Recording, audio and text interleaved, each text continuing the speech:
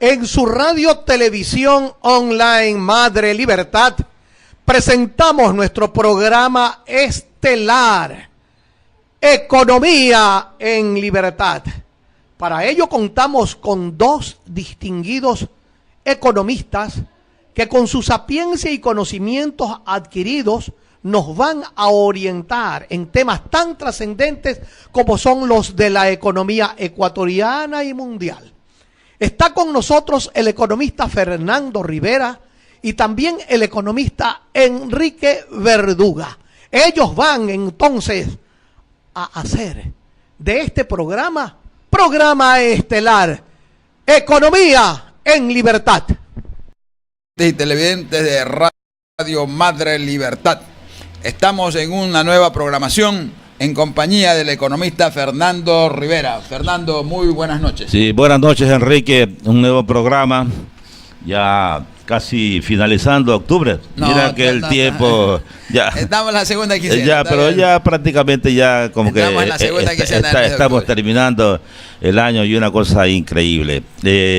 Para hacer una nueva programación, sin lugar a duda, sugiriéndole a nuestros teleaudiencia que nos pueden escuchar, nos pueden ver y mandar su sugerencia a través de todas las redes sociales como Instagram, Twitter, Facebook y YouTube.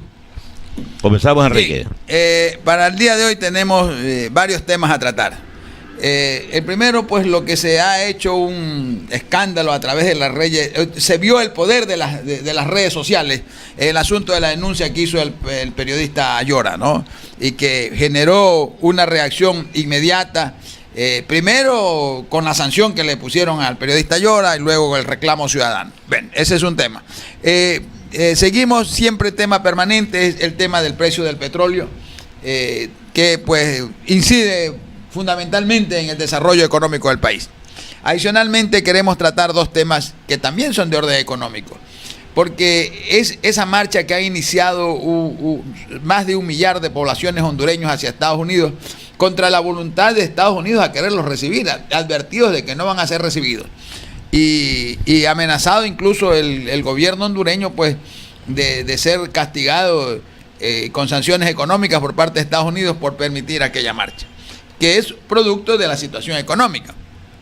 Y finalmente un tema que es preocupante, que tenemos que tratarlo tangencialmente, que es la misteriosa muerte del periodista Khashoggi, de origen árabe, residente en Turquía, que está creando también un conflicto internacional que puede afectar también a la economía mundial. En fin, todos estos temas vamos a tratar el día de hoy y comenzaremos con el tema de los cobros indebidos, débitos indebidos que hacen vía débito con autorizaciones telefónicas de formas muy raras y para originar débitos. ¿Qué te parece esta situación, Fernando? Mira, Enrique, una práctica aparentemente de tipo legal, pero una práctica media mañosa, que no creo que sea de este gobierno, tiene de muchísimos gobiernos. Muchísimos gobiernos. Mí hace un par de años intempestivamente comencé a ver un débito en mis cuentas en el estado de cuenta. Cuando vi un $5, una ocasión no le paré mucha atención. Al mes siguiente vuelvo a ver el $5 y al mes siguiente $5. ¿Y esto qué es? ¿De qué? Entonces me voy a acerco al banco, que es un servicio que me han ofrecido. Yo no lo he solicitado. Tuve que acercarme al banco, hacer el reclamo. Bueno, haga el reclamo, presente el reclamo y me devolvieron efectivamente. Pero es una forma mañosa de llamarte telefónicamente, hacerte una consulta que a veces tú ni sabes de qué se trata, que de repente puede decir un sí o no darle respuesta y te comienzan a debitar y lo que pasa es que es incuantificable el valor, porque claro, esto sí son varios gobiernos los que han hecho práctica usual de este tipo de sistema. Estos suman cientos de millones, por no decirte miles de millones de dólares, porque sin lugar a duda el afectado es el pueblo, porque quien realmente más trabaja con los bancos son el pueblo a través de su cuenta de ahorro, la clase media, la que tiene cuentas corrientes a las que le debitan, y no son $5, porque te sacan $5 por un servicio de salud, te dan por una asistencia mecánica del carro, por un seguro del carro, te sacan 5, te sacan 10, 15, 20 dólares. Ponle a 1 millón de cuentas corrientes, son 20 millones de dólares mensuales que están sacando. Pero ahora, porque tú bien lo enfocas al decir que realmente el poder de las redes sociales ya se está sintiendo aquí en todos los medios, y antes no pasaba esto porque las redes sociales naturalmente no existían mucho, pero ahora que existen, sin lugar a duda, sirven como una tribuna de denuncias, esas denuncias que ya van llegando a oídos del mismo presidente de la República, que se vio obligado a presionar a los bancos. Ahora, aquí hay que ver, porque hay dos cosas. A ver, tenemos que analizar varios hechos. Primero, la práctica mañosa, digamos, claro, de hacerte estos débitos. Es un acto delincuencial. Segundo, la denuncia que presenta el periodista Llora, ¿no es cierto? Y que causa su sanción. ¿Por qué lo sancionan? ¿Quién lo sanciona? Eso todavía no está claro.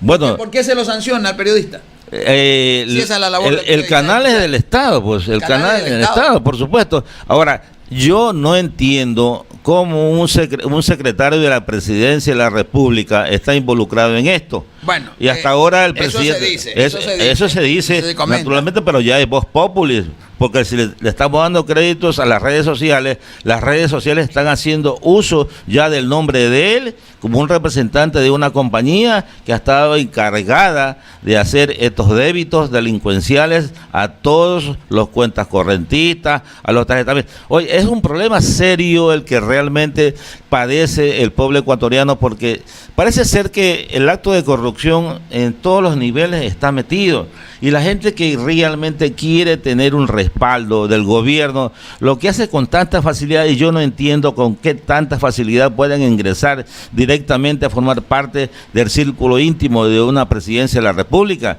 En el caso de este señor que se dice que es el secretario de la presidencia de la República, está... Bueno, a mí no me gustaría echar responsabilidades porque es delicado. Pero lo están diciendo en las redes sociales, se están nombrando.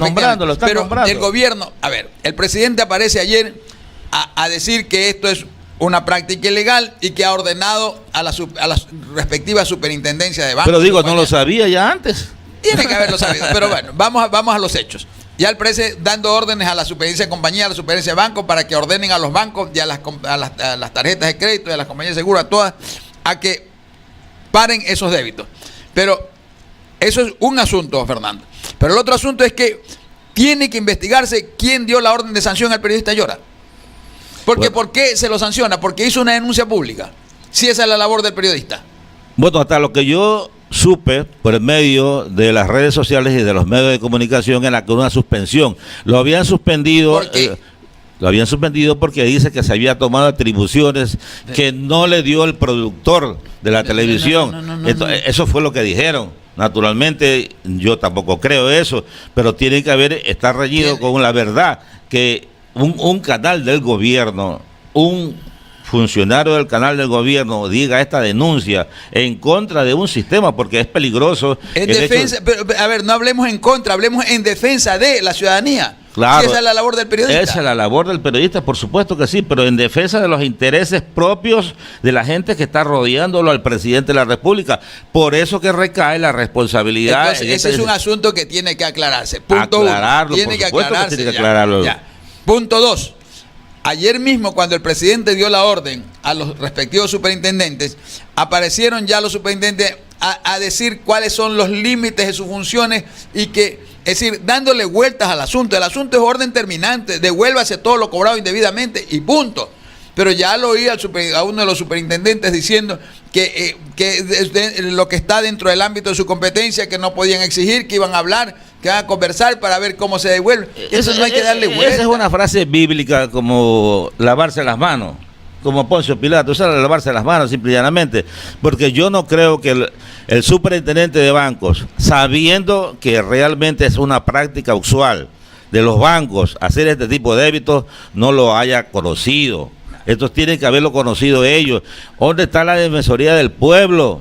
Por eso que son organismos que no deberían de existir. Porque no cumplen sus funciones. Prácticamente ahí está la burocracia que quiere que la gente salga porque sin lugar a dudas, ¿qué beneficio tiene el pueblo? Un Ministerio de Economía Popular y Solidaria. y él se está afectando a la economía popular y solidaria con estos débitos sistemáticos a un empleado o alguien de la clase media que tiene su cuenta corriente, que tiene su tarjeta de crédito para hacer su presupuesto, cubrir su asunto. Le están debitando 5, 10 y 15 dólares mensuales en forma sistemática, porque hay veces no lo perciben, porque no tienen tiempo de revisar, porque hay veces los estados de cuentas no llegan o no tienen acceso al internet y cuando se dan cuenta son 7, 8, 10 meses que le han estado debitando. Entonces, mire, se cabe la pregunta nuevamente, y es reiterativa la que tenemos que seguir haciéndolo aquí: ¿se acaba o no se acaba la corrupción?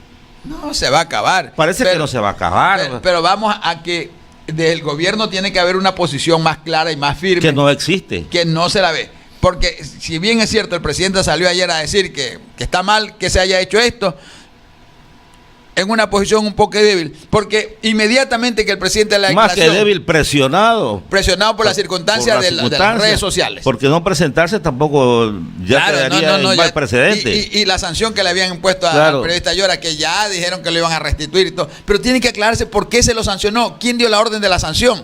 Porque por ahí se va aclarando quiénes son los involucrados en el caso. Seguramente el mismo presidente de la República dio la orden que se lo restituya, pero creo que presionado por las circunstancias. Entonces, estas son cosas que, aunque realmente se tenga que hilar fino, no demuestran que el Ecuador todavía no está en franca recuperación de combatir la corrupción. Porque cada caso que... Mira, Ayora es un simple periodista, y es un periodista que, aunque yo no pueda categorizarlo de primera, segunda, tercera, simple y llanamente es un leedor de noticias, y sin embargo eso hace salir a la luz un problema que ya viene dándose desde muchos gobiernos y que no son 10 millones, son centenas o miles de millones en la cual se ha perjudicado al país, al ciudadano. Entonces, fíjate, si una persona que no está vinculada al gobierno detecta esa anomalía y esa anomalía explota y de pronto asoman que realmente ya no son 200, 300, 400, 500 millones.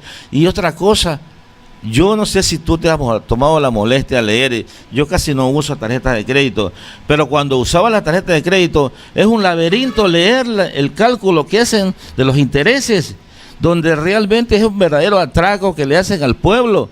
Leer una tarjeta de crédito, el saldo anterior, el recargo, intereses, es un laberinto, verdaderamente es un laberinto. Entonces es otra forma de atracar al pueblo. Por eso que hoy las autoridades bancarias están diciendo, presenten sus reclamos. Pero es un problema que realmente ya no cabe presentar reclamos, sino que debe ser automático. Claro, tú no lo debes de pedir, sino que sencillamente tiene que ser derogado de isofacto. Y todos los bancos que tienen... Y para eso tendrían que actuar Defensoría del Pueblo, Superintendencia de Compañía, Superintendencia de Banco, Ministerio de Economía Popular y Solidaria, 4 organismos, y ninguno se ha dado cuenta, ninguno reclama en favor del pueblo. Yo creo que sí se han dado cuenta. Para mí se han dado cuenta, Enrique. Lo que sucede es una cosa, que estas cosas parece ser que entre reparto y reparto, porque ¿qué más se puede hablar de este país? Nos da pena mucho decir que el Ecuador todavía no puede desarraigarse del asunto de la corrupción, todavía no lo puede hacer, y lamentablemente tenemos que decirle para que la gente escuche y que la gente tenga conciencia que el Ecuador todavía no puede salir del problema de la ola corruptela que existe en todos los niveles, porque sin lugar a dudas, y esa es una de las verdades que tenemos que seguirla diciendo aquí. Desgraciadamente es la triste realidad de este país. Oiga. Esperemos ver qué sucede con este caso. En todo caso, se evidenció el poder de la opinión pública a través de las redes sociales. Antes la opinión pública se hacía... Las redes sociales tienen una connotación histórica, te voy diciendo, porque fíjate que ya... ¿Qué es lo que está pasando? Aunque nos cambiemos de tema y sea diametralmente opuesta el caso, en Machala acaban de matar a 3 delincuentes. El poder de las redes sociales es que ya hay un detonante que se llama paciencia, que el pueblo ya no puede estar aguantando. Pero tampoco el pueblo se puede tomar la justicia por su propia mano. Sí, no se puede tomar y no vamos a estar de acuerdo nunca, pero llega un momento en que la gente ya está hasta la coronilla. No, si las redes sociales provocaron la primavera árabe a través de la convocatoria en Venezuela, en fin. Pero en todo caso, en este caso, es peligrosísimo. Se sintió el poder de las redes sociales para denunciar un acto de corrupción sistemático encubierto por autoridades de gobierno. Ahora, si lo bien lo hicieron instituciones privadas, hubo encubrimiento, silencio, cómplice de organismos de control que no funcionan para nada. Por eso mira el caso que estamos hablando de las redes sociales, y esto es el poder del pueblo, porque para el pueblo que está en este programa, sin lugar a dudas, hasta como jocosidad la gente ya está sacando en las redes sociales que la asamblea no sesiona en Quito, sino allá en Pozorja. ¿Y por qué en Pozorja? Porque allá los matan, allá los linchan, allá los toman. Es decir, en Quito hacen lo que le da la gana, lo que está pasando con esta Spin, bueno, la que realmente delató a la ministra que fue a visitar esa ministra prácticamente está dedicada a las relaciones sociales nada más, porque va a visitar a una persona que realmente aparentemente dice que no tiene nada que ver, pero sin embargo esa es la triste realidad. Bueno, pasemos al otro tema. Claro. Mira, Fernando, quedamos en ese tema a la espera a ver qué sucede, y en el próximo programa esperemos ya tener respuestas positivas.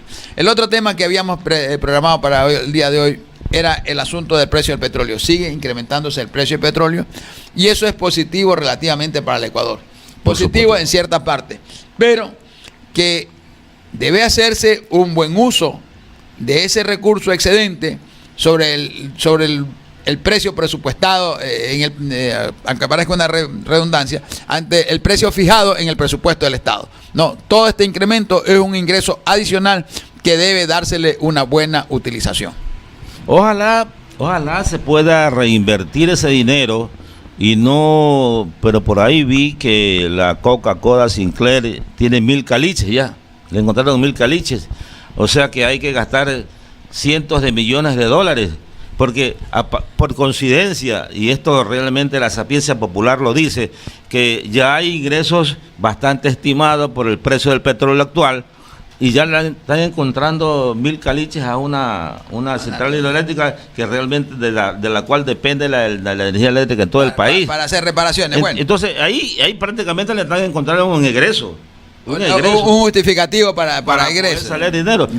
Pero esperemos que realmente se cumplan lo que el gobierno tiene adeudado, heredado por supuesto del gobierno anterior, de que el dinero que va ingresando extra presupuesto del precio del petróleo se vaya destinando a cubrir esas famosas deudas que dejó el gobierno anterior y que el gobierno actual lo consideró como mesa no servida, o sea, crisis económica. No funciona actualmente, Enrique, todavía no funciona el famoso plan de gobierno establecido por el ministro de Economía.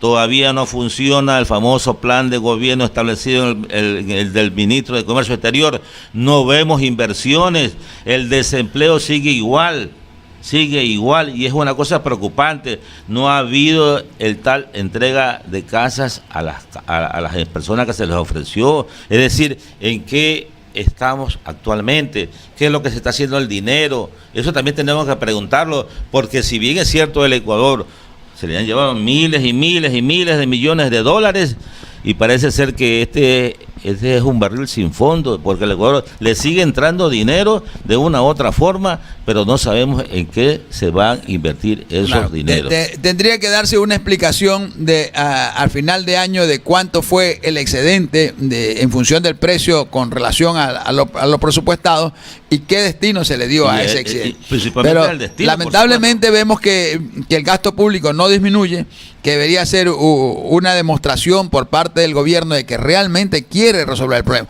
Porque si tú tienes un problema personal, Fernando, y la economía del Estado es como la economía de la familia, en proporciones y dimensiones distintas, pero es casi lo mismo. Si tú estás totalmente endeudado y de repente tienes un ingreso extra, porque si estabas trabajando 8 horas, te llaman a otro trabajo y vas a trabajar un poco más y vas a duplicar tu ingreso durante una temporada de 1 año, 2 años, ese ingreso adicional, tú tienes que seguir manteniendo el mismo estándar de vida y ese ingreso adicional ir cubriendo la deuda que tenías para que el momento en que se acabe ese excedente, ¿no es cierto?, se acabe ese periodo de vacas gordas, ya por lo menos ya estés sin deuda. Por supuesto que sí. ¿No? Pero aquí vemos que se está incrementando. Es una lógica aritmética nada más. Es una lógica aritmética. Una lógica elemental. ¿No? Elemental, sí. Entonces, pero no se ve porque las cifras del gasto público se ve que se han incrementado, entonces se está manteniendo parte de ese excedente en el precio del petróleo, se está destinando a mantener esa burocracia e incrementarla, cuando lo lógico debería ser reducir también un poco de ese gasto para destinar más fondos al pago de esa deuda y algo también destinar a inversiones necesarias. El país necesita, obviamente, las plantas de generación eléctrica deben mantenerse, las carreteras deben mantenerse, en fin, pero la educación, la salud tiene que mantenerse. Entonces, en esos sectores sí invertir algo. Ojalá sea cierto, pero no, yo no comparto mucho el criterio del presidente de la República cuando hizo el anuncio de que iba a construir un tren al balneario. Eso fue para llenarla. Oiga, que me causó risa cuando escuché esta noticia y dije, ¿qué es lo que le pasa al señor presidente? ¿Está en sus cabales o no está en sus cabales? Si él está hablando por un lado que tiene tantos problemas que cubrir y tantas deudas que satisfacer y sin embargo está hablando de $1.000 millones que le costaría trasladar en tren de la gente de Manta hasta los balnearios de la península. Una cosa que es faraónica.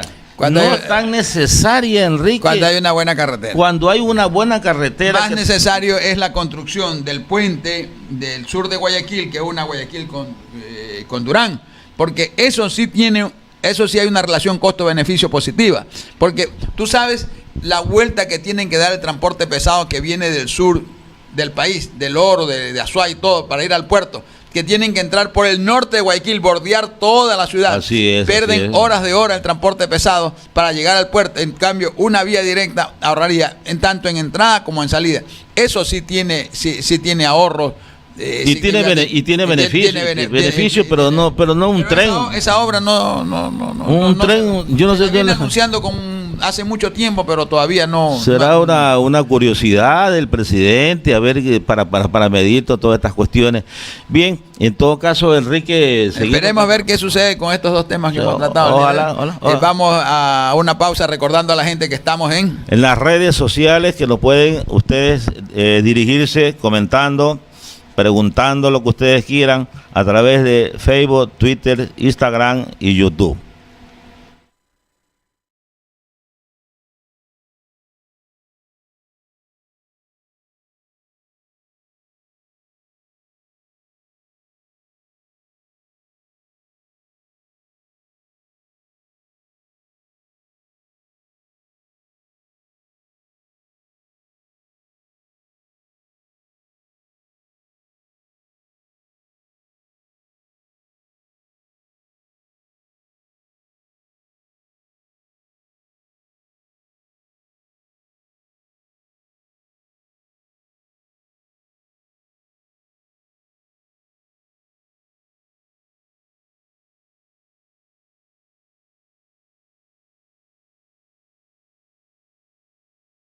otro tema que dice relación a la economía latinoamericana, que de todas maneras nos incide y nos afecta. Hace unos pocos días salió una marcha de más de 1 millar de personas desde Honduras con destino a Estados Unidos. Es decir, a pie, una multitud, se ve en las imágenes de la televisión, caminando con destino a Estados Unidos. ¿Qué es lo que pasa? ¿Por qué se dan todas estas situaciones? Cuando el gobierno de Estados Unidos también, y te digo, no es que tenga ninguna animadversión contra la población pobre que quiere buscar un mecanismo de solución, pero tampoco puede ser que vamos a decir, yo salgo de mi casa porque no tengo comer y me meto a tu casa. El gobierno de Estados Unidos les está diciendo, señores, no vengan, no los queremos, no son bien recibidos. ¿Cómo miras tú la situación? Sí, el problema es delicado porque ahí creo que Donald Trump tiene mucha razón y no creo que nadie se la niegue porque, como dice la canción, no hay cama para tanta gente. Es decir, todo el mundo busca a los Estados Unidos, ya no con la esperanza norteamericana, sino simplemente de una manera angustiosa, que tienen por obligación que darle albergue para poder atemperar en algo el problema que vienen sufriendo en su propio país.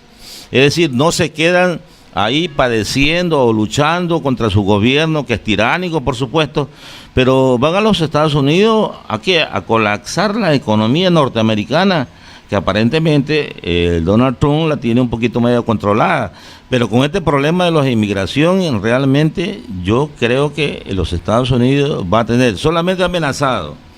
Le oía a Donald Trump decirle que él, si siguen el gobierno tolerando la salida de gente de su país, tendrá que hacer recortes de ayuda, de dinero a esos países.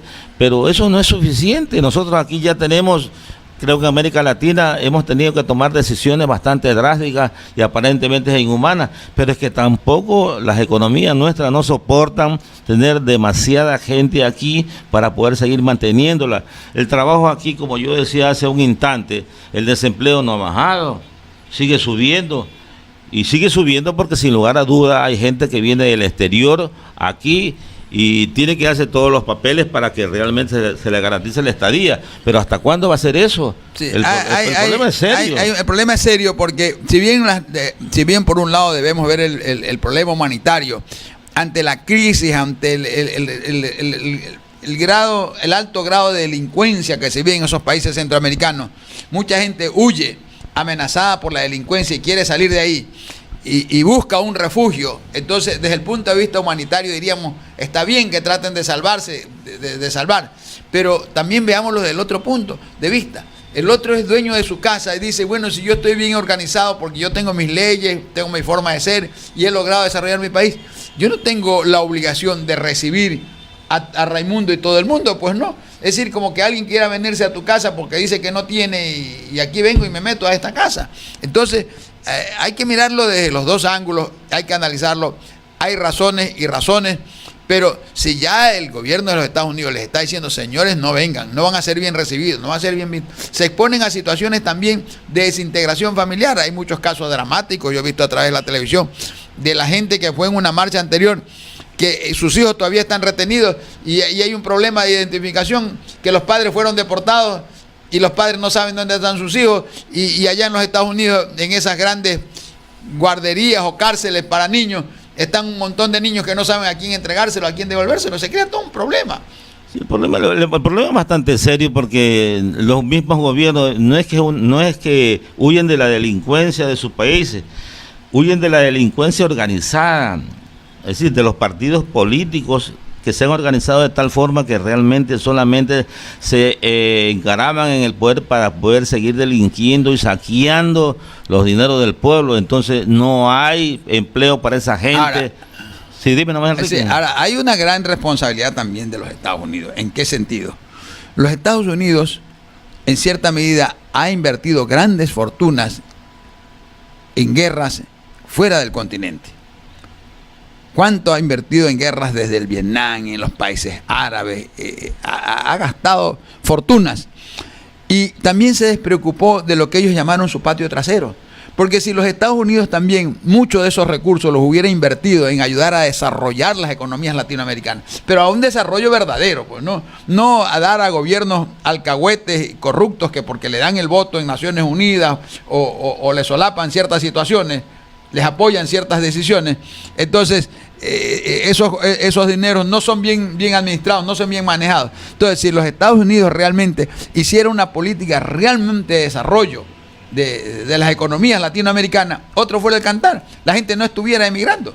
Entonces, por eso te digo, es un asunto bien complejo y bien delicado que hay que analizarlo desde varias aristas. No, y el desafío tiene prácticamente muchos defensores.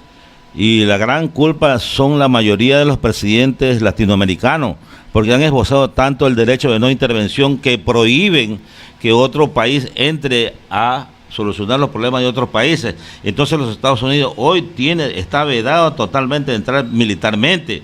En alguna oportunidad aquí hicimos un comentario de que realmente no le queda más a los Estados Unidos que intervenir militarmente para poner orden. Y yo creo que esa es la única esperanza que tienen los demás gobiernos. Pero como cada país, tú lo oyes al presidente Lenin, que no dice ni sí ni no. Ni sí ni no. Se quedan callados. Se queda callado totalmente. Dice, hablan del derecho de no intervención. Sí, pero los Estados Unidos también tienen el derecho de no admitir a gente que realmente considera indeseable y no necesaria para desarrollar su economía. Entonces, ¿por qué los otros países sí tienen derechos y los Estados Unidos no? Entonces, el problema está auspiciado por estos gobiernos llamados populistas que dicen respaldar a aquellos gobiernos que han sido elegidos democráticamente. La democracia entre comillas, porque no se puede llamar democracia a gente que hace del gobierno un acto criminal contra el pueblo. Entonces no están amparados los ciudadanos bajo las leyes que las hacen cada uno a su manera, como pasa aquí en el Ecuador, que es una muestra muy palpable la que hemos vivido durante 10 años. Es decir, todo este gobierno que se fue hizo las leyes precisamente para delinquir. Entonces hoy este gobierno está atado a todas esas leyes que prácticamente no puede hacer absolutamente nada. Y ha pasado lo mismo con Venezuela, ha pasado lo mismo con Argentina, ha pasado lo mismo con Brasil, El Salvador, todas esas cuestiones. Entonces, y como van a la OEA, van a las Naciones Unidas y dicen que los pueblos tienen que defender a otros pueblos, pero no interviniendo militarmente, entonces están solapando a que los gobiernos sigan matando gente, sigan delinquiendo y sigan saqueando y haciendo lo que le da la gana. Y se quejan contra los Estados Unidos porque es el único país que les puede dar albergue, les puede dar todo lo que es necesario para poder ayudarlos. Y eso yo creo que está muy mal. En esa parte yo pienso que Donald Trump tiene mucha razón en rechazar rotundamente a todo tipo que viene aquí, no legal, claro. Porque yo creo que legalmente sí pueden entrar porque hay condiciones para legal. Inclusive hoy veo que hay sorteos de loterías de visa que también pueden tener acceso. Es decir, están abiertos los Estados Unidos, pero están abiertos prácticamente para la gente que realmente quiera venir a trabajar. Esperemos ver en qué termina esto. Y para concluir solamente rápidamente, Fernando, quería comentarte una situación. Se ha armado un verdadero escándalo internacional con la muerte del periodista Khashoggi, originario de Arabia Saudita, que estaba radicado en Turquía justamente porque es un crítico de la monarquía de Arabia Saudita, y ante una situación de emergencia, él estaba en proceso de casarse para su matrimonio, acudió al consulado de su país en Turquía a solicitar una partida de nacimiento, entró y no salió, ¿no? Y realmente se ha armado un escándalo porque era un periodista de un periódico norteamericano, porque tenía la protección del Estado turco y porque fue acompañado de su futura esposa que lo esperó en la puerta que saliera, y en vista de que pasaron horas y horas de que no salía y de que está comprobado el ingreso por videocámaras, por cámara de video, pero no está comprobada la salida, el gobierno turco reaccionó y se ha armado un verdadero escándalo. La prensa internacional está exigiendo respuesta. Y otra vez la presión internacional, las redes sociales. Y entonces el gobierno saudita se está presionado a hacer una investigación. Ya han permitido inclusive que las autoridades policiales de Turquía ingresen al consulado. Lógicamente que las pruebas y evidencias a estas alturas deben haber sido borradas, pero hay medios tecnológicos que parece ser que algo están encontrando. Sí, yo creo que sí, y tiene que aclararlo porque es una de las cosas tan oscuras que yo lo podría como similitud, como el caso de que tiene Ecuador con ese hongo que cada día crece más, como es Julio Assange, que el Ecuador no puede hacer absolutamente nada. No sé qué conocerá nomás del Ecuador, del gobierno de Correa y del gobierno de Lenin, que nadie puede hacer absolutamente nada con este ciudadano, y este ciudadano prácticamente vive en la embajada a expensas de nuestros tributos, vive y hace lo que le da la gana con ciertas restricciones que son de tipo protocolaria nada más, pero él sigue viviendo. Entonces, este es el problema de la gente que realmente trabaja como espía o para otro gobierno y de pronto sabe algo mucho más de lo que realmente se supone y a la final terminan como termina este hombre aquí a terminar. Esperemos ver en qué concluyen estos casos. Esperemos ver qué pasa. Esperemos hasta la próxima semana a ver qué respuesta tenemos. Muy buenas noches y nos despedimos. Sí, buenas noches y le repetimos a nuestras audiencias que estamos siendo transmitidos por las redes sociales a través de Twitter, Instagram, Facebook y YouTube. Gracias, buenas noches. En Madre Libertad, su radio televisión online, el programa Economía en Libertad. Esperamos que haya sido un programa que satisfaga sus aspiraciones de introducirse en el mundo de la economía. Para ello hemos contado con dos distinguidos economistas, Fernando Rivera y Enrique Verduga Vallejo. Les decimos hasta la próxima, amigos.